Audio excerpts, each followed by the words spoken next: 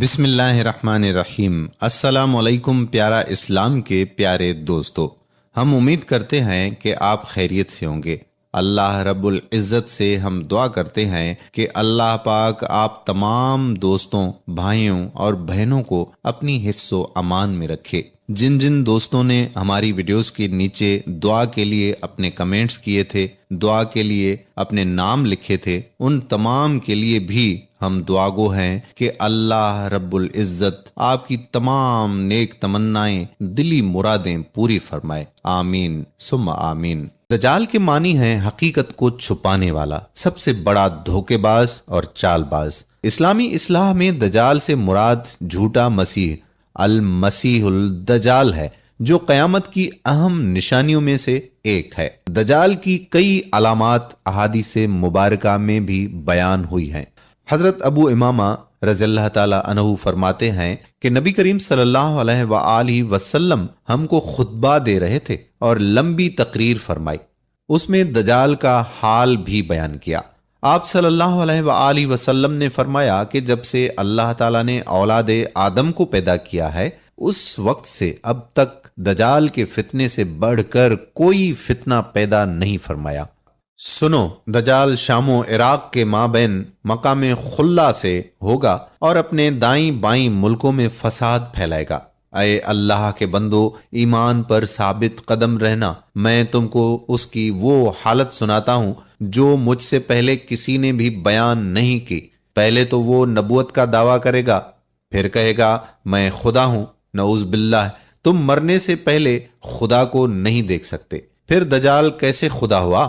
اس کے علاوہ وہ کانا ہوگا، تمہارا رب کانا نہیں۔ اس کی پیشانی پر کاف فے رے لکھا ہوگا، جسے ہر مومن عالم ہو یا جاہل سب پڑھ لیں گے، اور اس کے ساتھ جنت اور دوزخ بھی ہوگی، لیکن حقیقت میں وہ جنت دوزخ ہوگی اور دوزخ جنت ہوگی۔ تو جو شخص اس کی دوزخ میں ڈالا جائے، اسے چاہیے کہ وہ سورہ کہف کی ابتدائی آیات پڑھے، تو وہ دوزخ اس کے لیے ایسا باغ ہو جائے گا جیسے حضرت ابراہیم علیہ السلام پر ہوئی تھی۔ ویڈیو میں آگے بڑھنے سے پہلے آپ سے اتنی سی درخواست کہ دوستو، اگر آپ نے ابھی تک ہمارا چینل پیارا اسلام سبسکرائب نہیں کیا ہوا تو ہم آپ سے یہ ریکویسٹ کرتے ہیں کہ سب سے پہلے آپ ہمارے چینل پیارا اسلام کو ضرور سبسکرائب کر لیں اور ساتھ ہی لگے بیل کے بٹن پر بھی کلک کر لیں تاکہ فیوچر میں اپلوڈ ہونے والی ہماری معلوماتی اسلامک ویڈیوز آپ تک باقاعدگی کے ساتھ پہنچتی رہیں۔ دوستو، اس کا ایک فتنہ یہ بھی ہوگا کہ وہ ایک دیہاتی سے کہے گا کہ اگر میں تیرے ماں باپ کو زندہ کر دوں تو کیا مجھے تو خدا مانے گا؟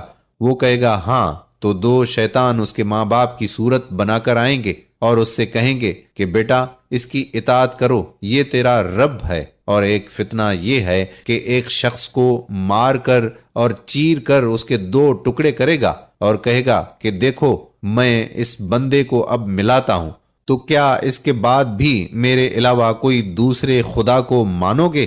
خدا تعالیٰ اس دجال کا فتنہ پورا کرنے کے لیے اسے دوبارہ زندہ کر دے گا۔ دجال اس سے پوچھے گا کہ تیرا رب کون ہے؟ تو وہ کہے گا کہ میرا رب اللہ ہے اور تو خدا کا دشمن دجال ہے۔ خدا کی قسم، اب تو مجھے تیرے دجال ہونے کا پورا یقین ہو گیا۔ حدیث پاک میں ہے کہ حضرت امام مہدی رضی اللہ تعالی عنہ ملک کے بندوبست میں ہی مصروف ہوں گے کہ افواہ اڑے گی کہ دجال نے مسلمانوں پر تباہی ڈال دی ہے۔ اس خبر کو سنتے ہی حضرت امام مہدی رضی اللہ تعالی عنہ ملک شام کی طرف تیاری فرمائیں گے اور اس خبر کی تحقیق کے لیے 5 یا 9 سوار بھیجیں گے اور واپس آ کر حضرت امام مہدی رضی اللہ تعالی عنہ کو خبر دیں گے کہ یہ افواہ غلط ہے، اور پھر کچھ دن بعد دجال ظاہر ہوگا۔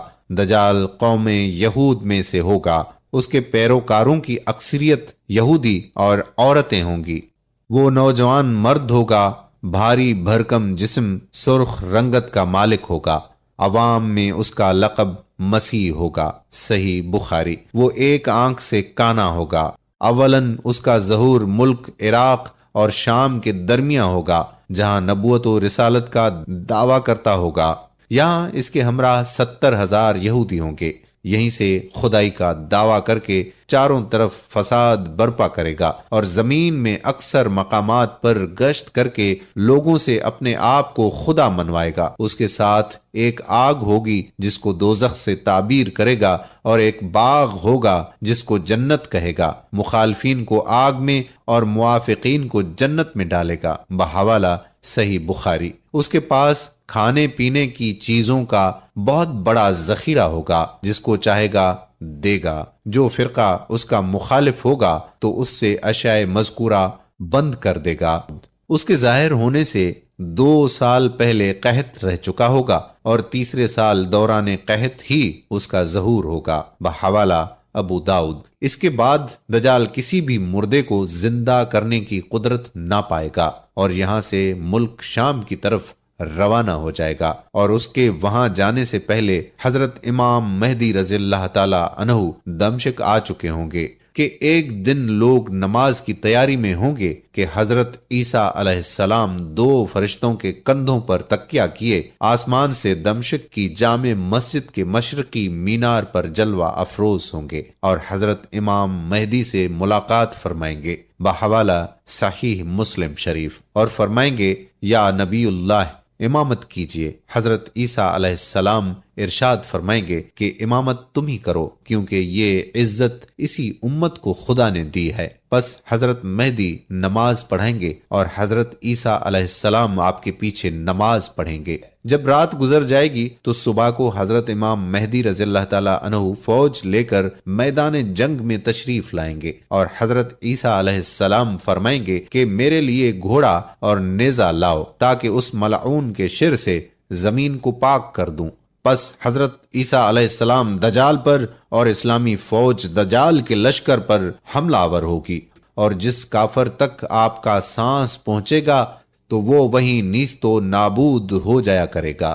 دجال آپ کے مقابلے سے بھاگے گا، آپ اس کا تعاقب کریں گے اور مقام لد میں جا لیں گے اور نیزے سے اس کا کام تمام کر کے لوگوں پر اس کی ہلاکت کا اظہار کریں گے۔ کہتے ہیں کہ اگر حضرت عیسیٰ علیہ السلام اس کو قتل نہ بھی کرتے تو بھی وہ آپ کے سانس سے اس طرح پگھل جاتا جیسے نمک پانی میں۔ بحوالہ صحیح مسلم اور ابن ماجہ۔ اسلامی فوج دجال کے لشکر کے قتل و غارت کرنے میں مشغول ہو جائے گی اور ان یہودیوں کو جو دجال کے لشکر میں ہوں گے ان کو اس وقت کوئی چیز پناہ نہ دے گی۔ زمین پر دجال کے شر و فساد کا زمانہ 40 روز تک رہے گا۔ بحوالہ ترمذی، جس میں ایک دن 1 سال کے برابر، ایک دن 1 مہینے کے برابر، ایک دن 1 ہفتے کے برابر، باقی دن عام دنوں کے برابر ہوں گے۔ دجال کا فتنہ ختم ہونے کے بعد حضرت امام مہدی رضی اللہ تعالی عنہ اور حضرت عیسیٰ علیہ السلام جن شہروں میں دجال نے فساد پھیلا رکھا تھا دورہ فرمائیں گے۔ دجال سے تکلیف اٹھائے ہوئے لوگوں کو خدا کے یہاں اجر عظیم ملنے کی خوشخبری دے کر دلاسا و تسلی دیں گے اور اپنے انعام و اکرام سے ان کے دنیاوی نقصانات کی تلافی کریں گے۔ دوستو، خروج دجال کے متعلق عقیدہ رکھنا کتنا اہم اور فتنہ دجال کی کتنی اہمیت ہے، اس کا اندازہ اس امر سے لگایا جا سکتا ہے کہ حدیث کی تمام مستند کتابوں میں اس کا ذکر تواتر سے موجود ہے۔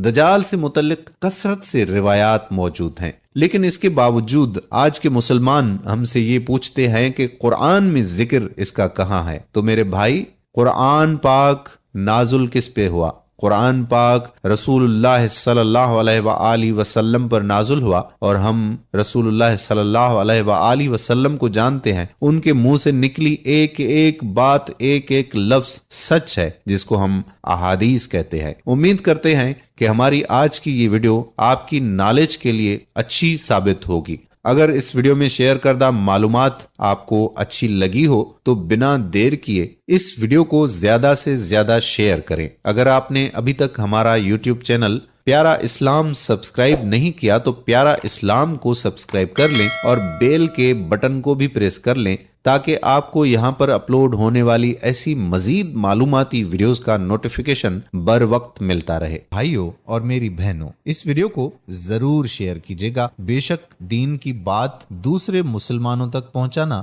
بہت بڑا نیکی کا کام ہے۔ آنے والی ویڈیو تک اجازت دیجیے۔ اللہ حافظ۔